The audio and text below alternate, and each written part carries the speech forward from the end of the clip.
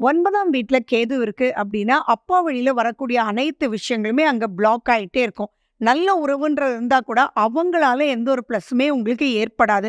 எதை எடுத்தாலுமே ஒரு ஃப்ரிக்ஷன் இருந்துகிட்டே இருக்கும். எப்பயுமே வீட்ல நெறைய பேருக்கு நம்ம பார்த்துருக்கோம். அதாவது நல்லா பேசிட்டு தான் இருப்பாங்க.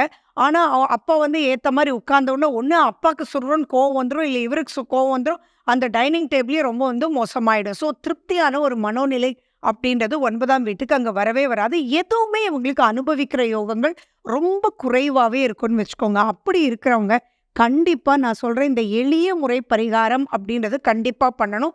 காலையில ஃபர்ஸ்ட்டு ஃபுட்டுன்னு போது கண்டிப்பா அவங்க ஒரு பிடி பச்சரிசி எடுத்து மனசார பிரார்த்திச்சு, ஒரு 30 செகண்ட்ஸ் வந்து நல்லா பிரீத் இன், பிரீத் அவுட் நல்லா விட்டுட்டு மினிமம் 8 டைம்ஸ்ன்னு வச்சுக்கலாம். அத வந்து இன்னொரு டப்பால போட்டுட்டே வந்து, அதோட வந்து சங்கடகர சதுர்த்தி அன்னைக்கு இத கோயிலுக்கு எடுத்துட்டு போயி, உங்களால முடியும்னா வீட்லயே நீங்க பண்ணுங்க. அப்படி இல்லன்னா, அதுக்குண்டான பொருட்கள் ஏலக்காய், பச்சை கற்பூரம், நெய்யி, வெல்லம் எல்லாம் வாங்கி குடுத்து, ஐயரையே சமைச்சு கூட நீங்க முடிஞ்ச அளவுக்கு உங்க கைகளால குடுங்க. அப்படி இல்லன்னா, ஐயர எல்லாருக்கும் விநியோகம் பண்ண சொல்லுங்க. டிஃபரன்ஸ் பாருங்க. சம்திங் அமேசிங்கா டிஃபரன்ஸ் இருக்கும்.